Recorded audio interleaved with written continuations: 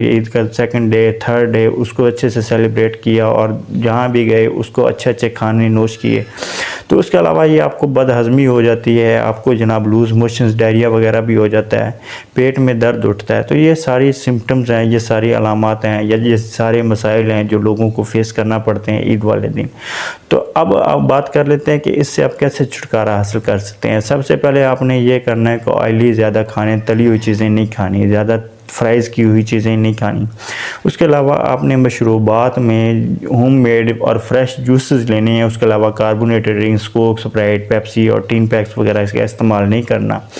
उसके अलावा आप मिंट मार्गरेटा अगर पीना चाहते हैं तो वो आप घर में बना सकते हैं। आपको लेमन सोडा बनाना है तो आप घर में बना सकते हैं। लेमन मिंट वाटर बना सकते हैं, उसमें 1 चम्मच हनी शहद मिलाएं और ये आपके लिए एक बेहतरीन डिटॉक्स वाटर बन सकता है जो आपके ईद के दिन सेलिब्रेट कर सकते हैं, ईद सेलिब्रेट कर सकते हैं।